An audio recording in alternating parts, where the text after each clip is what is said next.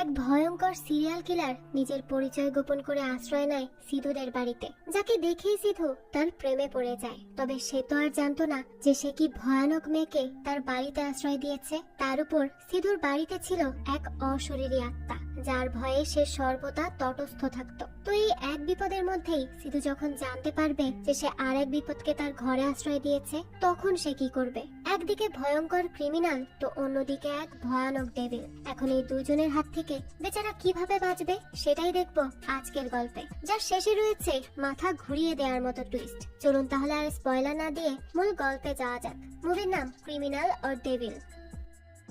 শুরুতেই আমরা সিধুকে দেখি। তাকে একটি লাল ড্রেস পরা মেয়ে ডাকতে থাকে। সে তাকে তার সাথে যাওয়ার জন্য বলছিল। আর সিধু যখন মেয়েটির দিকে তাকায়, তখনই সে ভয়ঙ্কর দেখতে দুটো চোখ দেখে আটকে ওঠে। আর পরক্ষণেই তার ঘুম ভাঙলে সে বুঝতে পারে এটা তার দুঃস্বপ্ন ছিল।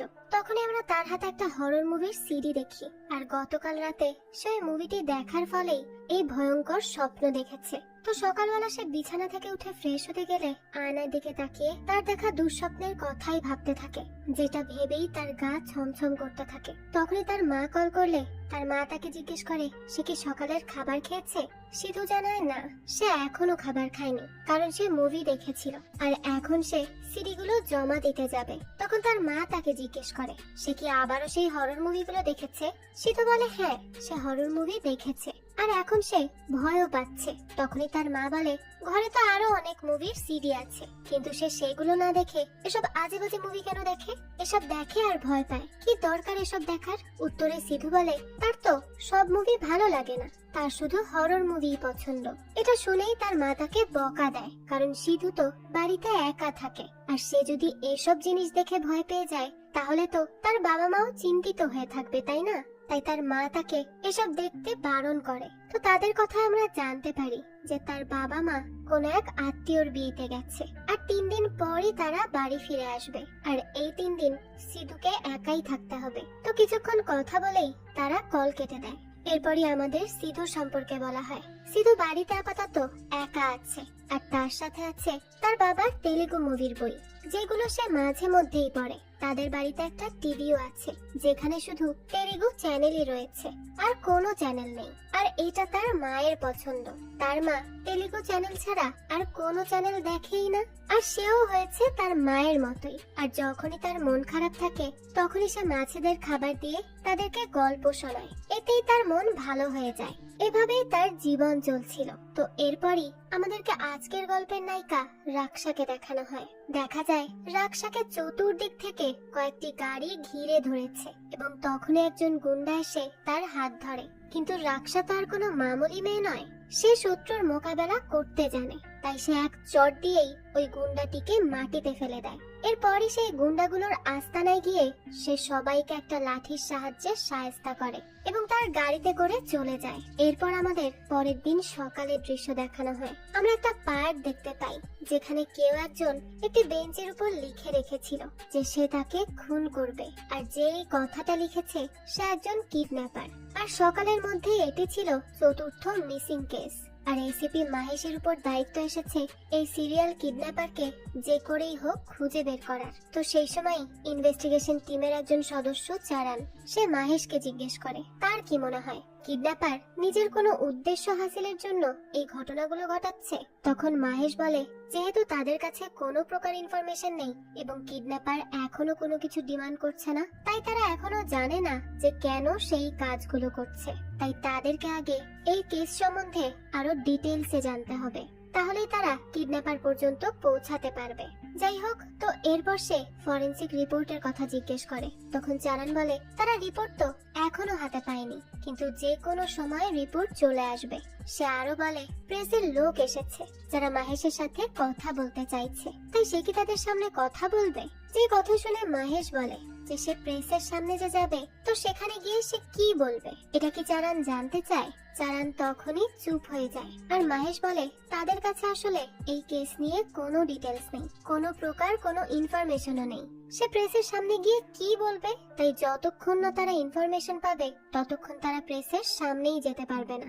এতে করে তাদের উপরই প্রশ্ন উঠবে। তাই আপাতত প্রেসকে ইগনোর করাই ভালো। তো এরপর আমাদের আবারও সিধুকে দেখানো হয়।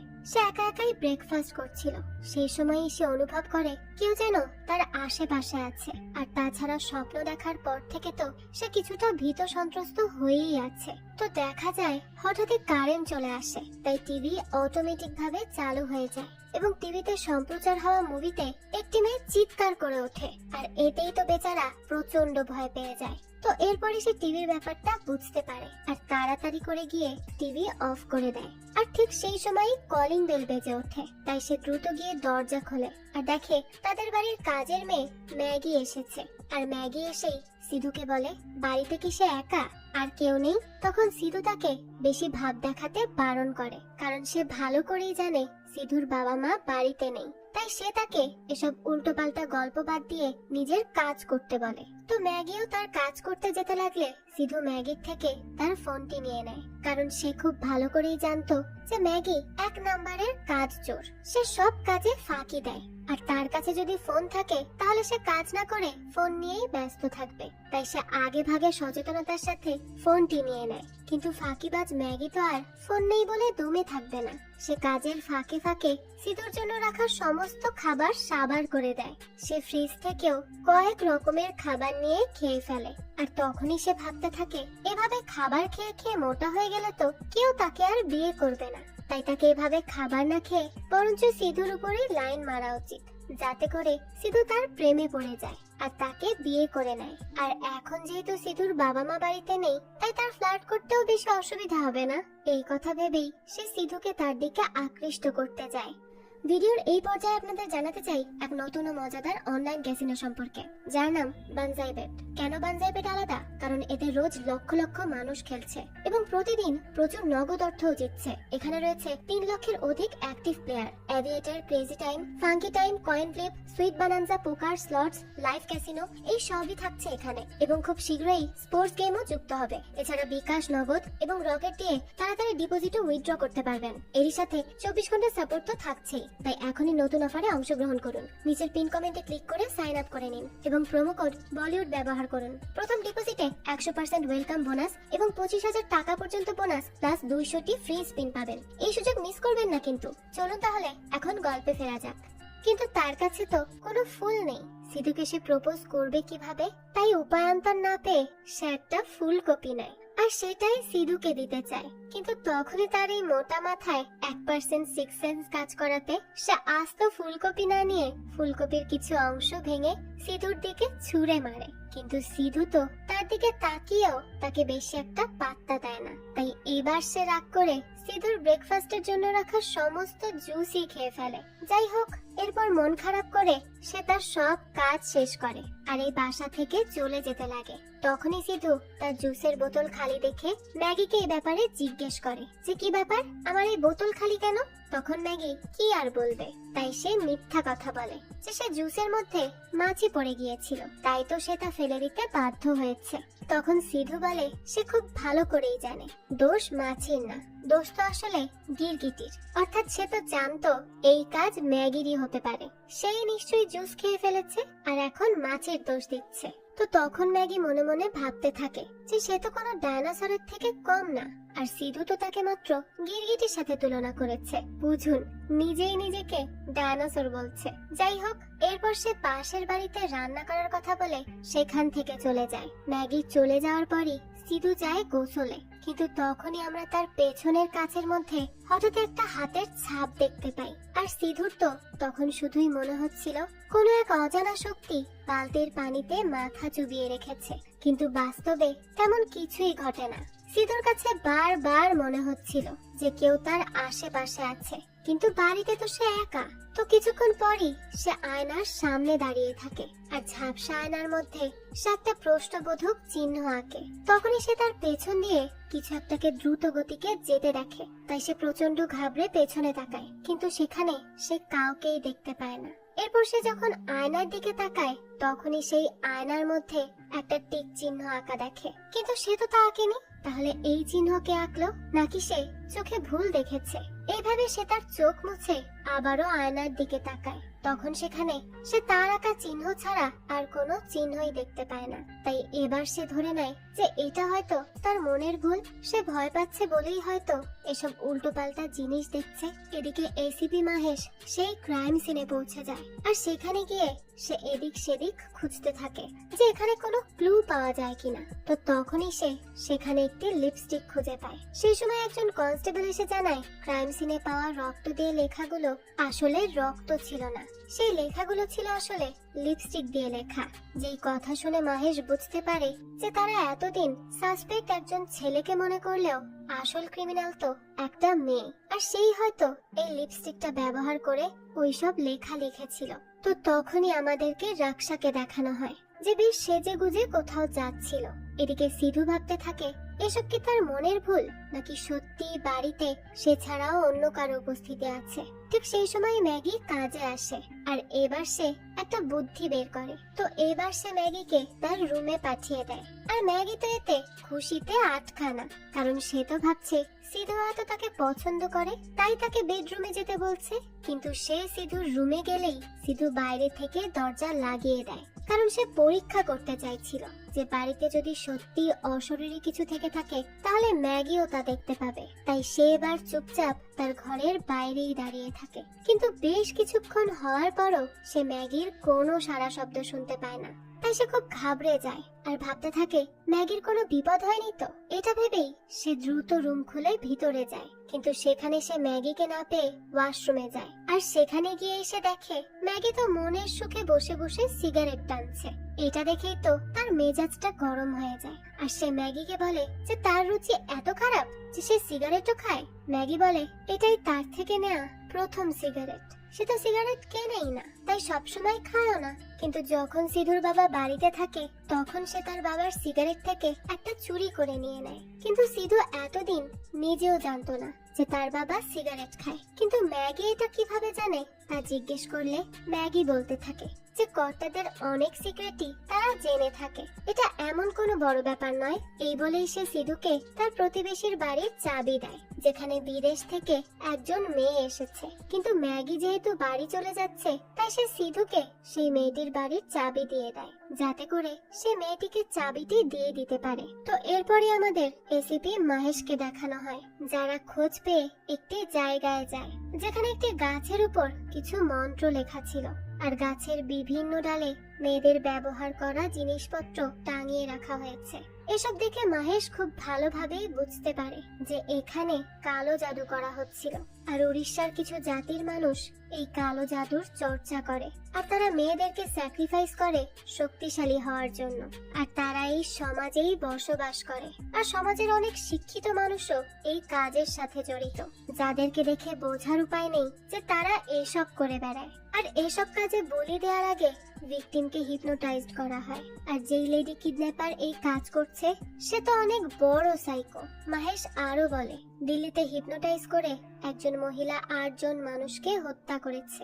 এরপর তাকে পুলিশ গ্রেফতার করলে সে জেল থেকেও পালিয়ে যায়। আর সে শিওর যে লেডি কিডন্যাপারই দিল্লির সেই কিডন্যাপার, তাই সে লেডি কিলারের ব্যাপারে ডিটেলস বের করতে বলে এবং প্রেসের মধ্যে এই খবর ছড়িয়ে দিতে বলে, আর শহরের সবাইকেও সতর্ক করে দিতে বলে। এদিকে আমরা রাক্সাকে দেখি যে একটা রেস্টুরেন্টে গেলে সেখানে থাকা একজন গুন্ডা তাকে বিরক্ত করে, কিন্তু রাক্সা তো আর চুপ থাকার মেয়ে নয়, তাই সে সঙ্গে সঙ্গে ওই গুন্ডাটিকে মেরে এক সাইডে সরিয়ে দেয়। তখনই গুন্ডাটির সাথীরা সেখানে চলে আসে, আর রাক্সাও তখন একটি নানচাকু দিয়ে মেরে তাদেরকে নাকানি চুবানি খাওয়ায়। অপরদিকে সিধু তার প্রতিবেশী মেয়েটার কথা ভাবতে থাকে যে তার কাছে চাবি নিতে আসবে। সে ভাবতে থাকে মেয়েটি দেখতে কেমন হবে, সে কি সুন্দরী হবে।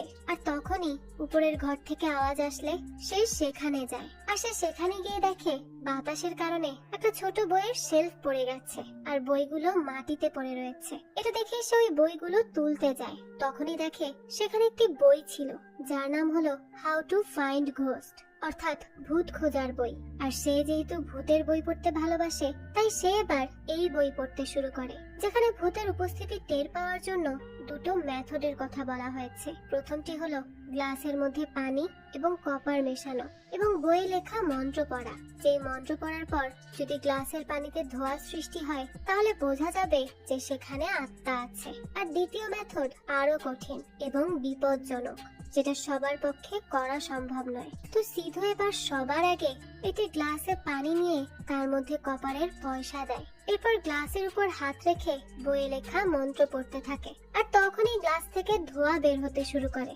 যে জন্য সে প্রচন্ড ভয় পেয়ে যায়। তার মানে তার বাড়িতে অশরীরী কিছু আছে। এবার সে প্রচন্ড ভয়ে দ্রুত তার বন্ধু আজাইকে কল করে। বেচারা আজাই তো 2 মাস আগেই বিয়ে করেছে, আর সে ডে শিফটে কাজ করে আর তার স্ত্রী নাইট শিফটে। তাই তারা দুজন একসাথে সময়ই কাটাতে পারে না। তাই তার অফিস থেকে ফেরা এবং তার স্ত্রীর অফিসে যাওয়ার আগের সময়টুকুই তারা দুজন একটু একসাথে কাটায়। কিন্তু আজ সিধুর গল্প শুনতে আসায় সে তো তার স্ত্রীর সাথে সময়ই কাটাতে পারে না, যে জন্য তার স্ত্রী বারবার তাকে কল করলে সে চলে যেতে চায়। কিন্তু সিধু তাকে কোনোভাবেই যেতে দেয় না এবং সমস্ত ঘটনা খুলে বলতে থাকে।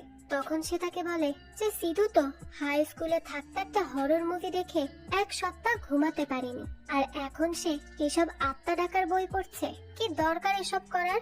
আর এখন খামোখা ভয় পাচ্ছে। সিধু বলে আজ তাকে বাড়ি ফিরতে হবে না, সে এখানেই থাকুক, কারণ আজ তারা দুজন একসাথে মিলে আত্মা ডাকবে আর দেখবে এই বাড়িতে আসলেই কোনো আত্মা আছে কিনা। কিন্তু আজাই তো তার কোনো কথা শোনে না। সে সেখান থেকে চলে যায়, কারণ তার স্ত্রী তাকে বারবার কল করছিল।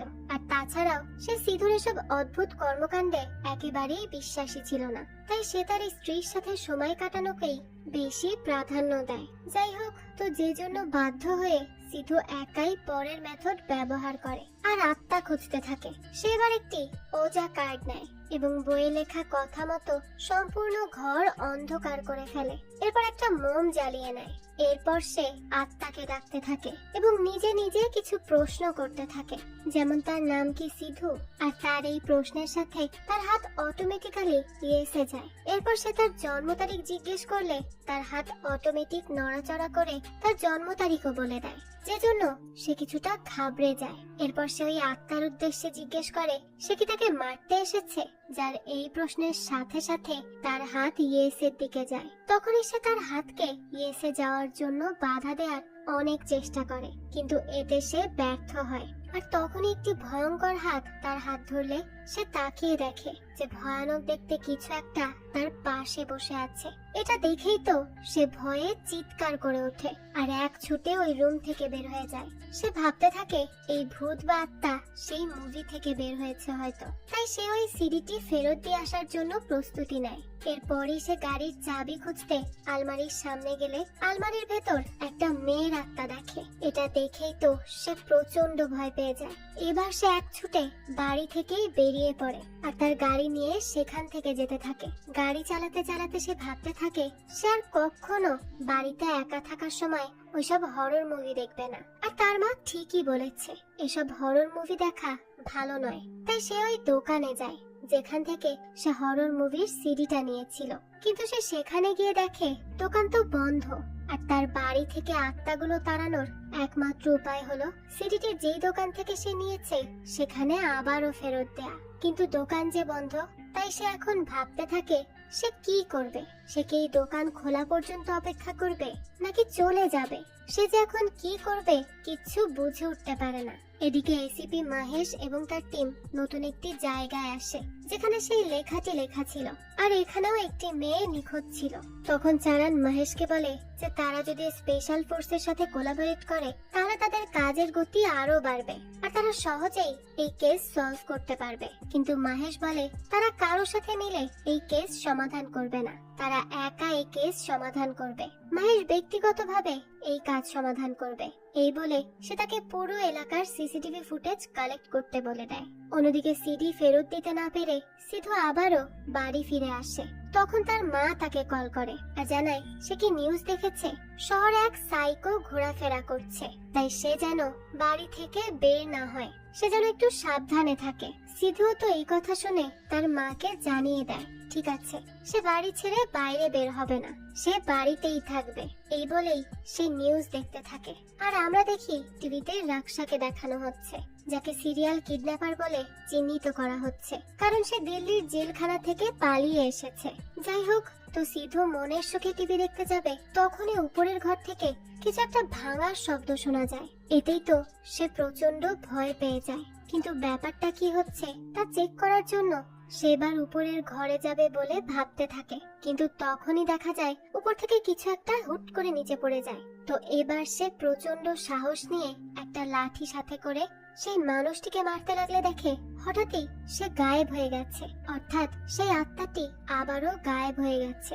এবার আর তার নিস্তার নেই, সে এবার আত্মাকে ধরে দেখাবেই দেখাবে, এই ভেবে সে চলে যায়। কারণ এত ভয় পেয়ে সে থাকতে পারছিল না।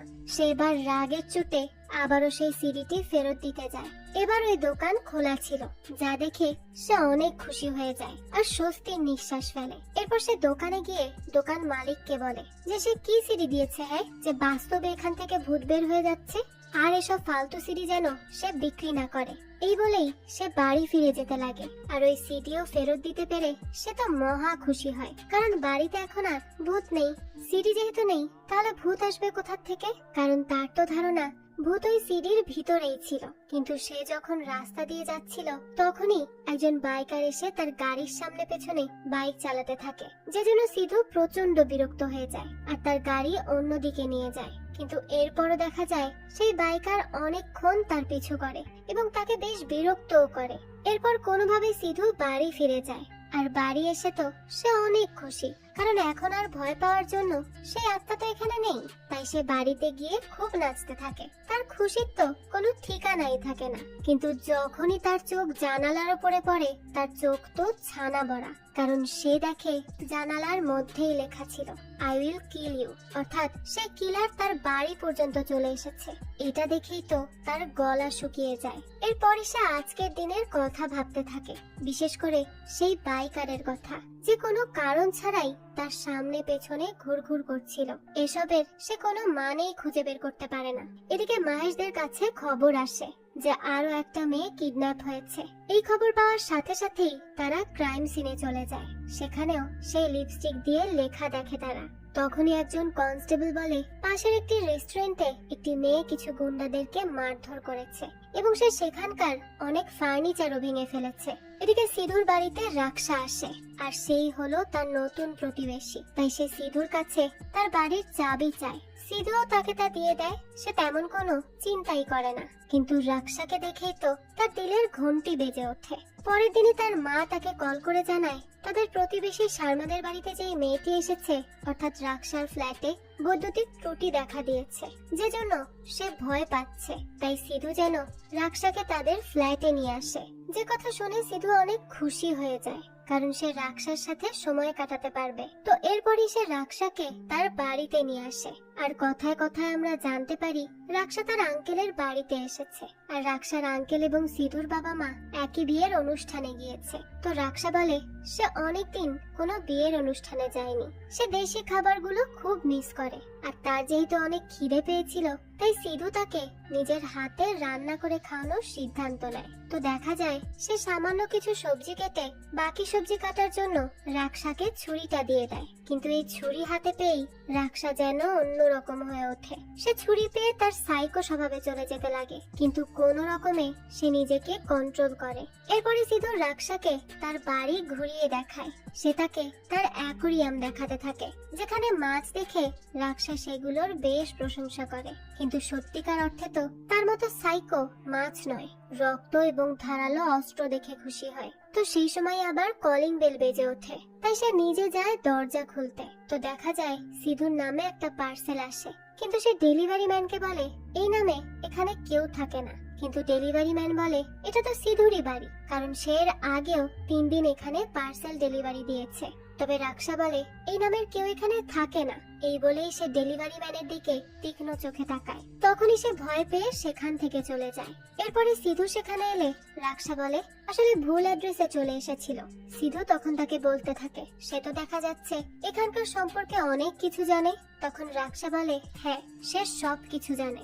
এদিকে এসিপি মহেশকে তার স্ত্রী বারবার কল করে বিরক্ত করছিল, কারণ সে তার স্ত্রীকে মুভি দেখাতে নিয়ে যাবে এই বলেই কথা দিয়েছিল। কিন্তু এখন সে এমন এক কেস নিয়ে পড়েছে যে এক মুহূর্ত সে দেরি করতে চাইছে না। তাই সে চারানকে দিয়ে তার স্ত্রীর সাথে কথা বলায়। চারান বলে মহেশ তো কাজে খুব ব্যস্ত, তাই সে কথা বলতে পারবে না। তখন মহেশ বলে সে তার স্ত্রীকে কথা দিয়েছিল, কিন্তু সেই কেসের জন্য তার কথা রাখতে পারছে না। তবে তার স্ত্রী তো সকাল থেকেই তাকে বারবার ফোন দিয়ে বিরক্ত করছে। সে আরো বলে সে লেডি সাইকো কিলার আরো অনেক ভালো, কারণ সে মারার আগে সময় বলে দেয়। কিন্তু স্ত্রীরা তো রোজ যে কোনো সময় বারবার তাদেরকে মারতে পারে, কারণ তারা ডাইনির মতো। তখনই চারান তাকে জিজ্ঞেস করে সে কি কল কেটে দিবে। যেই কথা শুনে মহেশের তো মাথায় হাত, কারণ তার স্ত্রী তার বলা সমস্ত কথা শুনে ফেলেছে, আর না জানি আজ বাড়ি ফিরলে তার জন্য কি অপেক্ষা করছে। এদিকে সিধু আর রাক্সা মিলে নিউজ দেখছিল। তখনই টিভিতে সিরিয়াল কিলার বা কিডন্যাপারের ছবি দেখাতে লাগে। তখনই তো রাক্সা ঘাবড়ে যায়, কারণ টিভিতে যদি তার ছবি দেখায় তাহলে তো সিধু সন্দেহ করবে, কিন্তু সে কিছু করবে এর আগেই রিমোটে সমস্যা হওয়ার ফলে টিভিটা অটোমেটিক ভাবে অফ হয়ে যায়, যে জন্য এবার সে হাফ ছেড়ে বাঁচে। এরপর সে সিধুকে জিজ্ঞেস করে যে শহরে যে কিডন্যাপ এবং খুন হচ্ছে এতে কি সে ভয় পায় না। তখন সিধু বলে সে কিচ্ছু ভয় পায় না।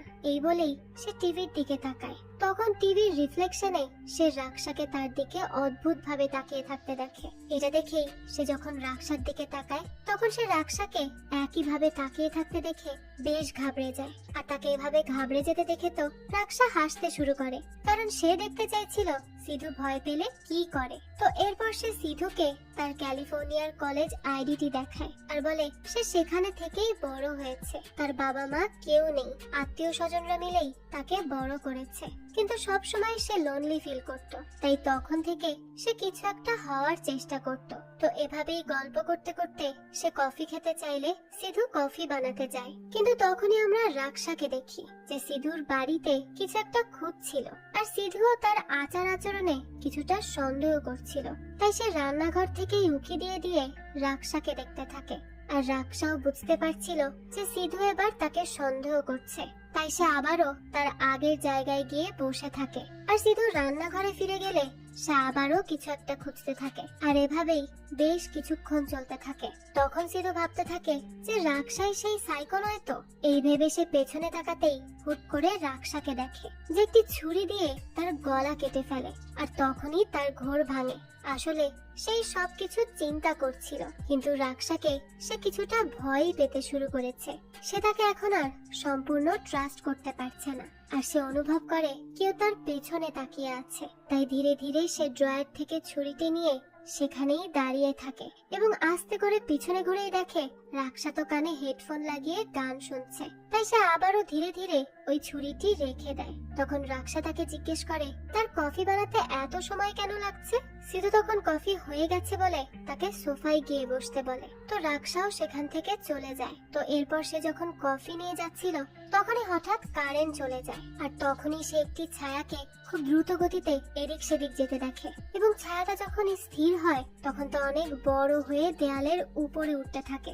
এই দৃশ্য দেখেই তো সিধু ভয়ে চিৎকার করে ওঠে। তখনই তার হাত থেকে কফির মগটি পড়ে যায়। আর তার এই চিৎকার শুনে রাক্সা সেখানে চলে আসে। আর মাটিতে পড়ে যাওয়া কফির মগ থেকে কফি ছিটকে সেটা তার গায়ে পড়লে সে চলে যেতে থাকে ওয়াশরুমের দিকে। কিন্তু তখনই পিছলা খেয়ে সে পড়ে যেতে লাগলে সিধু তাকে ধরে ফেলে। কিন্তু সে তখনই রাক্সার হাতে একটা ট্যাটু দেখতে পায়, যে ট্যাটুটি কাল সে ভূতের হাতেও দেখেছিল, যে তাকে মারতে এসেছিল। তাই এসব দেখে তো সে আরো ঘাবড়ে যায়। সে কোনো কিছুই মিলাতে পারছিল না। যাই হোক, তো রাক্সা ওয়াশরুমে গেলে সিধুর মনে হচ্ছিল যে বাড়ি থেকে এক ছুটে পালিয়ে যেতে, কারণ বাড়িতে তার প্রচন্ড ভয় করছে। ঠিক তখনই কারেন্ট ফিরে আসে এবং কলিং বেল বেজে উঠলে সে দরজা খুলে দেখে ম্যাগি এসেছে। তাকে দেখে সে এবার অনেক খুশি হয়। যেই ম্যাগি তাকে বিরক্ত করে আজ সে তাকে দেখেই অনেক খুশি হয়ে যায়। তাই সে ম্যাগিকে বলে যে উপরের ঘরে একটা ভূত আছে। প্রথমে ম্যাগি বলে সে মুভিতে অনেক দেখেছে মন্ত্র পড়লে ভূত পালিয়ে যায়। তাই সে সিধুকে একটা লেবু দিতে বলে। সিধুও তখন তাকে লেবু দেয়, কিন্তু লেবু হাতে পাওয়ার পর সে তো নিজেই ভয় পেতে থাকে। সিধু তখন তাকে তাড়াতাড়ি ভূত তাড়াতে বলে, কিন্তু ম্যাগি শর্ত দেয় যে সে যদি ভূত তাড়াতে পারে তাহলে সিধুকে তাকে বিয়ে করতে হবে। আর এখন যেহেতু ম্যাগিকে ছাড়া আর কোনো উপায় নেই, তাই সিধুও তার শর্ত বাধ্য হয়েই মেনে নেয়। এরপরই তারা দুজন উপরের রুমে যায় আর দরজা খুলেই দেখতে পায় সেখানে রাক্ষা বসে আছে। প্রথমবার তো রাক্ষাকে দেখে ম্যাগি প্রচন্ড ভয় পায়, কিন্তু এরপরই সে বুকের সাহস নিয়ে ঘরের ভেতরে ঢোকে, কিন্তু তখন সেখানে সে কাউকেই দেখতে পায় না। তাই এবার তারা দুজনেই রাক্ষাকে খুঁজতে থাকে। তো এই সময়ই দেখা যায় তাদের পাশে এসে দাঁড়িয়ে ধীরে ধীরে সে বলতে থাকে যে তারা কি খুঁজছে। যেই কথা শুনেই সিধু এবং ম্যাগি তো ভয় পেয়ে যায় এবং ম্যাগি ওই লেবুটি রাক্ষার সামনে এনে মন্ত্র পড়তে থাকে, কিন্তু এতে করে রাক্ষা প্রচন্ড বিরক্ত হয় আর বলতে থাকে সে কেন ভূত হতে যাবে। তখন সিধু বলে সে তার হাতে একটা ট্যাটু দেখেছে যেটা তাকে মারতে আসা সেই আত্মাটির হাতেও ছিল। তখন রাক্ষা বলে এই ট্যাটু অনেক ফেমাস, অনেকের হাতেই এই ট্যাটু আছে, তাই তারা সবাই ভূত নাকি। যেই কথা শুনে ম্যাগি সিধুর উপর রেগে যায় আর বলতে থাকে সে তো শুধুই তাকে ভয় দেখিয়ে দিয়েছে। এসব শুনে রাক্ষা বলে সে ভয় পেয়ে তাদেরকেও ভয় পাইয়ে দিয়েছে। এই বলে সে গ্লাসে থাকা পানি পান করে নেয়, কিন্তু সিধু তাকে পানি পান করতে বারণ করতেই সে সেটা খেয়ে ফেলে, কারণ সেই গ্লাসে থাকা পানির মধ্যে তো কপার আছে আর সে বই পড়ে আত্মা টাকার জন্যই সেই পানি ব্যবহার করেছিল। আর দেখা যায় রাক্ষা এই পানি খাওয়ার পরই অন্যরকম হয়ে ওঠে এবং সে তাদের দিকে তেড়ে গিয়ে বলে আজ সে তাদেরকে খুন করে দিবে। যেই কথা শুনে সিধু আর ম্যাগি তো ভয়ে চিৎকার করে ওঠে। রাক্ষা তখন খুব হাসতে থাকে, কারণ তাদেরকে ভয় দেখানো খুবই সহজ ব্যাপার। তো এরপর যখন কথায় কথায় ম্যাগি জানতে পারে যে রাক্ষা তাদের পাশের বাড়ির যার ফ্ল্যাটের চাবি সে গতকাল সিধুকে দিয়ে গিয়েছিল, তখন সে ভাবতে থাকে যে কাল সে যার থেকে চাবি নিয়েছিল সে কি রাক্ষা ছিল। তার কাছে মনে হয় সেই মেয়েটি তো রাক্ষা ছিল না, তাই সে কিছু বলতে যাবে তখনই রাক্ষা তার দিকে বড় বড় চোখ করে তাকায়। এটা দেখে তো ম্যাগি প্রচন্ড ভয় পেয়ে যায় আর চুপচাপ সেখান থেকে চলে যায়। এদিকে এসিপি মাহেশ হতাশ হয়ে থাকে, কারণ সে কেস সম্বন্ধে কোনো ক্লুই পাচ্ছে না। অপরদিকে সিধুর মা ল্যান্ডলাইনে বারবার কল করে, কিন্তু রাক্ষা তো ল্যান্ডলাইনের তারই খুলে রেখেছিল, কারণ সে সিধুর সাথে কাউকে যোগাযোগ করতে দিতে চায় না এবং সে যেই বাড়িতে আছে তাও কাউকে প্রকাশ করতে দিতে চায় না। এরপর সিধু বই পড়ার সময় গানের গুনগুন শব্দ শুনতে পায়, তাই সে ধীরে ধীরে উপরের ঘরে যায় রাক্ষার কাছে। রাক্ষা তখন তার মুভি কালেকশন দেখে গান গাইছিল। সিধু বলে সেই মুভিগুলো দেখে, কিন্তু এই মুভিগুলো তাকে এন্টারটেইন করতে পারে না, তাই সে হরর মুভি দেখে আর হরর মুভি তার খুব পছন্দ। তখন রাক্ষা বলে যে সে যখন ইউএসএ তে ছিল তখন সে আর তার এক বন্ধু মিলে ভূত নিয়ে রিসার্চ করত, আর এই রিসার্চ করতে করতে তার ফ্রেন্ড একদিন ভূত দেখতে পেয়েছিল, কিন্তু সে কখনো ভূত দেখেনি আর সে জানেও না ভূত বলতে আদৌ কিছু আছে কিনা। কিন্তু এটা একটা সুপারন্যাচারাল পাওয়ার, তাই তাদেরকে না ডাকাই ভালো। রাক্ষা সিধুকে সরিও বলে, কারণ সে বারবার শুধু ভূত নিয়ে কথা বলছে, কিন্তু তারা যদি ভয় পেয়ে যায় তাহলে তো জিততে পারবে না। আর লাইফ তো খুবই ছোট, তাই তাদের উচিত এই লাইফকে এনজয় করা, আর নাচ তাদের মনকে ভালো করে দেয়। এই বলেই তারা দুজন নাচতে থাকে। আর নাচতে নাচতে একটা সময় রাক্ষার ব্যাগ থেকে হঠাৎ একটা ছুরি মাটিতে পড়ে যায়, যা দেখে সিধু বেশ ঘাবড়ে যায় আর ওয়াশরুমে গিয়ে ভাবতে থাকে রাক্ষাই সেই সাইকো মেয়েটি। তার শুরু থেকেই তার উপর সন্দেহ হয়েছিল আর সে একেবারে ঠিক সন্দেহই করেছে, তাই সে আত্মরক্ষার্থে একটি পেপার কাটার পকেটে লুকিয়ে রাখে। এরপরে সে রাক্ষাকে খুঁজতে খুঁজতে নিচে আসে আর এখানে এসেই দেখে রাক্ষা ডেভিল নামের সেই মুভিটি দেখছিল, যেটা দেখে সে প্রচুর ভয় পেয়েছিল। তাই সে রাক্ষাকে বলে যে সে এই মুভির সিডি কোথায় পেয়েছে, সে তো এটা ফেরত দিয়ে এসেছিল। রাক্ষা বলে তার এই মুভিটি খুব পছন্দ, তাই সে সব সময় এই মুভির একটা কপি নিজের সাথেই রাখে। কিন্তু সিধু বলে এই মুভির মধ্যে থাকা আত্মাটি তাকে মারতে আসে, তাই সে এই মুভি দেখে না। তখন রাক্ষা বলে এই মুভির মধ্যে থাকা ডেভিল তাকে মারতে আসছে। এই কথাটা তো খুবই হাস্যকর, কিন্তু সিধু ইতিমধ্যেই ডেভিল দেখা শুরু করে দিয়েছিল। সে বিভিন্ন জায়গায় ডেভিলকে দেখতে থাকে। তখনই রাক্ষা তাকে শান্ত করার জন্য বলে যে এখানে কেউ নেই, এই বলে বিভিন্ন জায়গা ঘুরে তারা কিচেনে যায়। আর সিধুর মতে ডেভিল সেখানকার একটি কাবার্ডের ভেতরেই লুকিয়ে আছে। রাক্সা তখন বলে সেখানে তো কেউ নেই। এই বলেই সে সেখান থেকে চলে যাবে, কিন্তু তখনই সেখান থেকে শব্দ হয়। এবার রাক্সাও কিছুটা অবাক হয়ে যায়, তাই সে খুব সাহস করে ওই কাবার্ডের দরজা খুলতে যায়। কিন্তু সিধু তো অনেক ভয়ে আতঙ্কে ছিল, তাই সে তাকে বাধা দিতে লাগে, কিন্তু রাক্সা তাকে শান্ত হতে বলে। এরপরই কাবার্ডের দরজা খুললে একটা সিক্রেট রুমের দরজা দেখতে পায়, যা দেখে তারা দুজনই অবাক হয়ে যায়। এরপরই দৃশ্য পরিবর্তন হয়, আর আমাদের রাক্সাকে দেখানো হয় যে একটি রেস্টুরেন্টে এসিপি মাহেশের সাথে দেখা করতে যায়। আর তাদের কথার মাধ্যমে আমরা জানতে পারি রাক্সা আসলে একজন পুলিশ অফিসার, যে সেই কিডন্যাপারকে খুঁজছিল। আর সিধুর বাড়ির সেই কাবার্ডের ভেতরে থাকা সিক্রেট রুমেই সে কিডন্যাপ হওয়া মেয়েদেরকে খুঁজে পেয়েছে। এটা শুনে মাহেশ তাকে জিজ্ঞেস করে তো সে কিভাবে সিধু পর্যন্ত পৌঁছালো। তখন রাক্সা বলে যে মেয়েরা কিডন্যাপ হওয়ার পর সে ক্রাইম সিনে যায়, আর তখনই সে একটা সিডি প্লেয়ার শপে জিজ্ঞাসাবাদ করতে গেলে সিধুকে দেখে, যে একটি সিডি নিয়ে এসে বলছিল মুভিতে থাকা ডেভিল নাকি তাকে মারতে চাইছে। এই বলে সে সিডিটি ফেরত দিয়ে চলে যায়। যে কথা শুনে রাক্সা দোকানদারকে এই ব্যাপারে জিজ্ঞেস করে। তখন দোকানদার বলে 2 বছর আগে একটা অ্যাক্সিডেন্টের ফলে সিধু মাথায় আঘাত পায়, এবং ওই আঘাতের ফলে তার ব্রেনে সামান্য কিছু সমস্যা দেখা দেয়। তাই সে কোনো গুরুত্বপূর্ণ অবস্থায় থাকলে বা দেখলে নিজেকে সেই জায়গায় মনে করে। আর ডেভিল মুভিতে হিরোকে ডেভিল খুন করে ফেলেছিল, তাই সিধুও নিজেকে ডেভিল মুভির হিরোর মতো ভাবছে, যাকে ডেভিল খুন করতে চাইছে। তো রাক্সা সেখানে ক্রিমিনাল নামের আরো একটা সিডি দেখতে পায়, যেটা দেখে দোকানদার বলে এই মুভিতে নায়ককে তার গার্লফ্রেন্ড চিট করে, তাই সে মেয়েদেরকে কিডন্যাপ করে এবং সব জায়গায় লিখে রাখে আই উইল কিল ইউ। যেই কথা শুনে রাক্সার মনে পড়ে তাদের কেসের সাসপেক্টও তো ঠিক একই ভাবে ক্রাইম সিনে আই উইল কিল ইউ লিখে রাখে। তাই সে বুঝতে পারে যে সিধুই সেই কিডন্যাপার। তাই সে আর এক মুহূর্ত দেরি না করে তার লোকদের দিয়ে সিধুর পিছু করায় এবং সিধুর গাড়ির সামনে বাইক নিয়ে ঘোরাফেরা করে, কারণ সিধুর প্রতিবেশী মেয়েটি বাড়ির চাবির জন্য অপেক্ষা করছিল। তাই তারা ওই মেয়েটিকে সবকিছু খুলে বলে এবং সে নিজে ওই মেয়ে সেজে সিধুর সামনে যায়। আর এই জন্যই ম্যাগি তাকে চিনতে পারে না, কারণ সে তো আসল প্রতিবেশী মেয়েটিকে দেখেছিল। তো এসব শুনে মাহেশ বলে সিধুর তার উপর সন্দেহ হয়নি। তখন রাক্সা বলে সিধুর তার উপর সন্দেহ হয়নি, আর সে কিডন্যাপারও না, সে ভালো ছেলে, কিন্তু অসুস্থতা তাকে কিডন্যাপার বানিয়ে দিয়েছে, যেটা সে নিজেও জানে না। মাহেশ বলে সিধু যে অসুস্থ আর সে যে কোনো সাইকোপ্যাথ নয় তা সে কি প্রমাণ করতে পারবে।